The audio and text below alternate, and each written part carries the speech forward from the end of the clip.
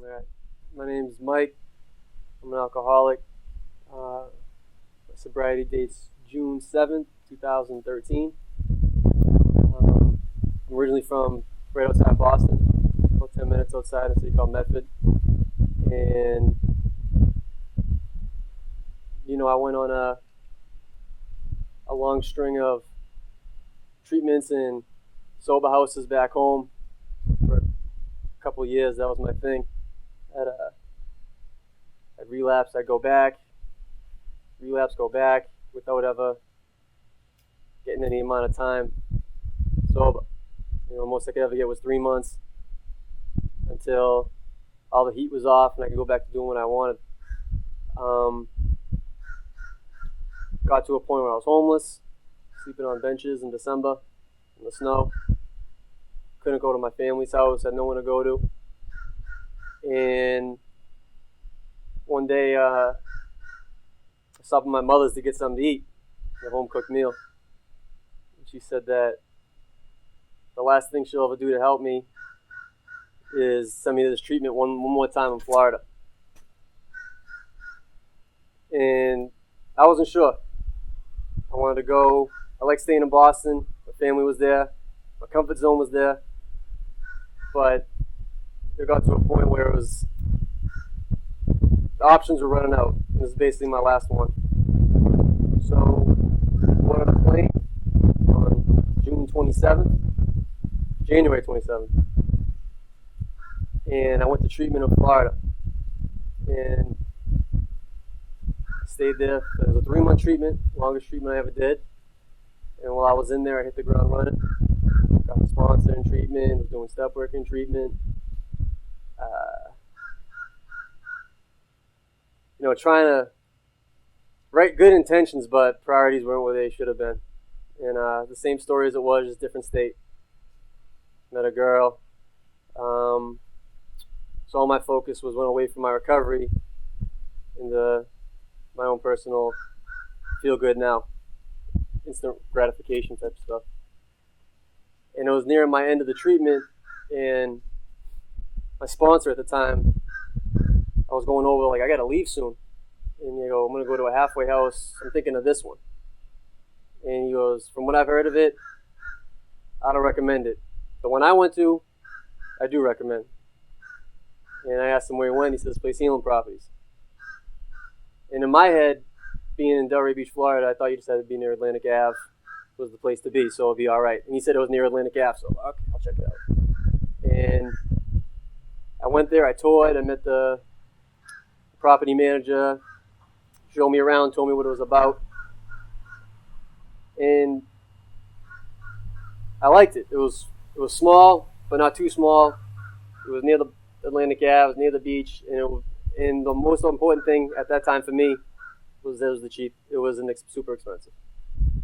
And my priorities were so far to the left. I didn't know what to do.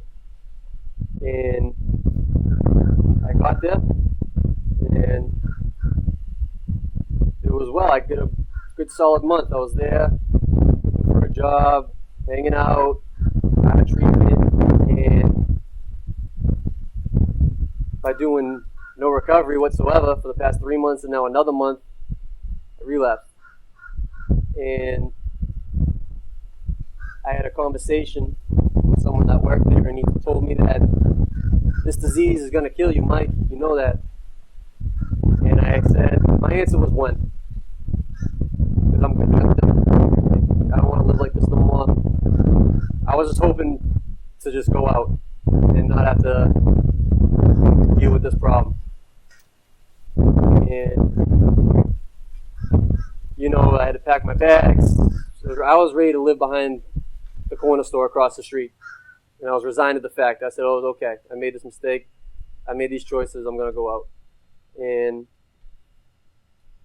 through the grace of God, or God working through this person, allowed me to stay. Bunch of requirements I had to meet. One shot, and that was it. So I said, okay. And the next day I was on the phone with my friend, and I was supposed to fly back home to present my friend with their year. and no, broken promise. So I called her, said congratulations. But guess what? We get the same sobriety date now. And she said, what happened? I told her, and me feeling sorry for myself, I'm telling her I don't know what to do. I don't want to feel like this anymore. All she said was, you know exactly what you want to do. You just don't do it. You refuse to do it. She hung up on me. And that was the lowest point in my life that came out of. Family has wanted nothing to do with me, and they're 2,000 miles away. I had no one to turn to. I had no support because I didn't reach out. So I made a phone call. The only number I had that I met a person, the only number I had of a person in recovery that wasn't at my halfway house, I found in a bag. And I called the person. He was from Boston. That's the only reason I had his phone number. I figured we got to stick together. And I called him. I told him I'm doing good. Poor me. Did the whole sob story. And he said, I'll be right there. He sat me down in the courtyard at the halfway house. And he said, I know you want to do it your way. He's like, but just maybe we can do it the way they wrote it out, the way that we do it. We might have a different result. And that was like a game changer. You know what I mean? He took me through the book, sat out there for about 4 hours. We did steps 1, 2, and 3 right there. And he's like, all right, now the fun starts. And being at Healing Properties, like while this is all going on, is I'm the type of person that I like to see it. Like, you can tell me something, but I want to see it. And being around guys, I was lucky I was in a great house. 5 other guys that were all doing what they were supposed to do. And it made me want to do it because I saw how good stuff was going for them. Like, I want that. They're laughing and smiling, and I'm sitting over there smoking a pack of cigarettes an hour, feeling miserable, but they're loving life and having fun. So I'm like, what do you guys do? Like, we do this. Okay. And they took me around. They took me to meetings with them, took me out to lunch, introduced me to people. Also, while my sponsor's doing the same thing, taking me to meetings, introducing me to people. And I started to, like, feel better. You know what I mean? I wasn't walking on eggshells all the time. I wasn't holding on my seat, counting the minutes, the seconds to get another day sober. And by doing that, along with the step work with him, like, everything changed. And when I say everything changed, like, life wasn't awesome. I didn't have a job for a long time. I could barely make an ends meet. But my family started talking to me again. I wasn't stressing out over everything. You know? I got the job. I got the terrible job that you first get in recovery. Selling plants door to door. And by patience and not just sitting and complaining and asking other people in the program, like, advice, what would you do? Where did you go? My sponsor. Apply for another job. Do something. It was all about me actually opening my mouth and taking a suggestion and go move my feet. Because I can sit and talk a big game. But if I didn't have the people at the halfway house that I lived with and that worked there, and my sponsor all calling me on my nonsense and challenging me to do something, I'd still be in the same place. And slowly but surely, I got another job. Still terrible, a little bit better. Toughed that out, got another job that I've been at for 2 years at a hospital, which I enjoy. I started after about a year. I was at Healing Properties for 17 months, and I was in no rush to move out, get my own place, get the girl, get this, that, and the third. Right around about my 5th, 6th month there, I was just riding the wave. I stopped trying to do everything that I wanted to do. I stopped trying to get what I wanted immediately, and I just let things happen the way they were supposed to happen. You know, I was 17 months I wouldn't trade for anything. I went through some of the best times My brother had a baby. He asked me to be the godfather while I was still at Healing Properties, and we didn't have a very good relationship with him. I was in the great relationship that ended terribly, in a lot of pain. I was at Healing Properties when it happened, and who did I have surrounding me was a bunch of people I lived with that were my friends that got me through it, and I could bounce stuff off them, pick me up, told me to go out there and do what I'm supposed to do. And jump back into it even before. Started really towards the end of my stay at Healing Properties thinking about what am I going to do now? Not being satisfied with where I'm at. I wanted to do better. I wanted to make my life better. Keep doing it because I like it and I know it can get better. So I decided to apply for school. Another fear. Going back to school. I went up there, I got everything I needed. I applied. I started college again while at Healing Properties. Did my first semester while at Healing Properties. And I had help from the people there. Like I had no idea study and tests and how to work a computer. The people there helped me get through that and learn to figure out what I'm supposed to do and how to plan my life around all these different things. And I remember I went up to the property manager and I'm all excited about, he was the guy who used to bounce stuff off all the time. So like, John, I'm going to go to school and get my AA and then do this, this, and this, and eventually end up here. And he just looked at me and he's like, that's what we call a 5-year plan. And I was like, wow. Because when I came down here, I couldn't see myself past 30. That was not an option, past 30. I figured I would have been gone way before that. And by getting sober, doing step work, being surrounded by all solid people, that I'm actually looking into the future. I still, at least once a day, I think of that conversation I had with the property manager at Healing Properties when he said, this disease is going to kill you, and I said, when? My thinking back now, it's like crazy thinking of me. It's insane thinking like that. That's how it was for me. And, after I said that, I left and he came back in and we had a long talk about how I can do this. He's like, you don't see it, but you can do this. You just got to get your feet moving. You'll be all right. And at the time, I didn't believe him. I was just yesing him to death because I was hoping, because I didn't know what else to say. And he's right. Because when I left there, I walked in, I was going to say, all right, I'm giving my 2 weeks. And I sat down and I almost started crying saying thank you. He gave me a shot. And I don't know where I'd be without it. I told him I would do anything for that place. And I don't want to sound corny, but anything he needed I would do. I don't care what it was. And it's like that place is like near and dear, I met people that I lived with that are awesome, that I have no issue calling whatsoever if I needed help with anything or bounce something off them. And I also lived with people that I was really close to that aren't here anymore. They decided to go out one time and they passed away. And both of those things are constant reminders for me to keep doing what I'm doing. Meetings, step work, sponsees, reaching out.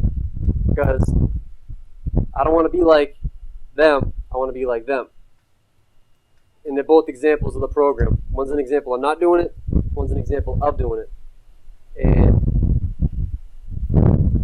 that's where I'm at, almost years sober. I get to go home and celebrate that with my family. In their house. I'm allowed in their house. Got my own place with people that I met in the program. The sponsor family. I live with them. So I get it 24/7.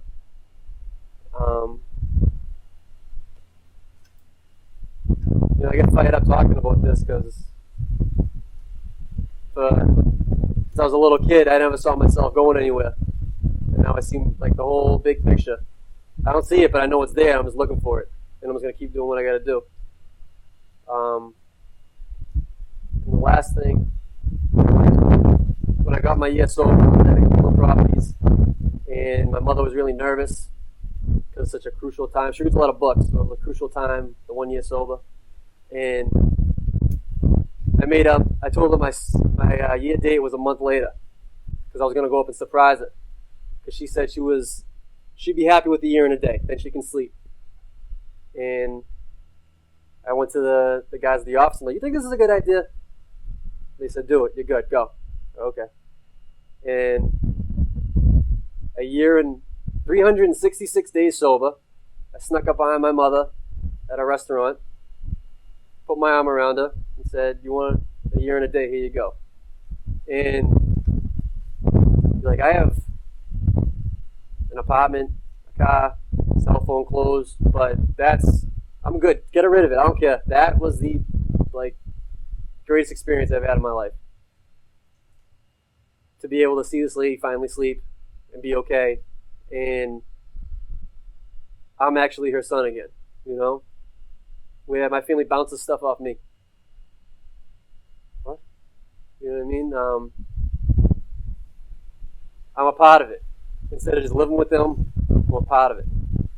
I gained a better relationship with my family living 2,000 miles away than I did when I lived in this family house. And it's amazing. You know what I mean? I wake up every morning and I don't say, oh my God, again. I wake up and I'm like, okay, see what we got. What's going on today? Like, stuff I never ever experienced was through doing the program, and I happened to be at an awesome place to do it. I went through, like I said, ups, downs, highs and lows, all in this place, and I got through it. Because I was surrounded by people that were doing it, that got me through it. Staff, residents, I wouldn't change it for the world. And that's the only... I'm very opinionated. I'm from Boston, so I'm opinionated. And that's the only place I'll co-sign. Because they don't baby you. You come in there, tell you the rules, they'll help you as much as you want them to, but in the end, it's up to you to do it. And they call you on your stuff when you need to, and people for me, I needed it. And I wouldn't, as mad as I was at them sometimes, I don't regret it, and I'm happy they did it, because in the end, they were at a point. They were just trying to make me better, show me how to be an adult, functioning person, not so selfish, and a lot of the stuff that I do that I still get up, first thing I do is make my bed, clean every Saturday, every Sunday. It's funny thinking about it now because I did it for so long, like it was a chore, but now it's just engraved in my habits. But I've been to programs, plenty of them, and it was all, you got the rent, okay. This place is like, all right, so here's my rent. Oh, okay, so we got your stuff work. You want a meetings? You sponsoring guys yet? It really holds you accountable for what you got to do, and that's what I needed, because for so long I wasn't held accountable, and consequences didn't matter.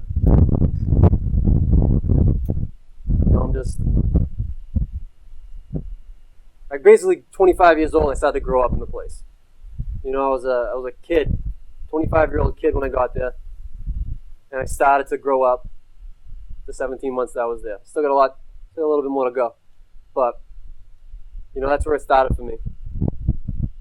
And yeah, I'm just forever grateful for that place. They don't do it like that anymore, type of place, is what I'm trying to say.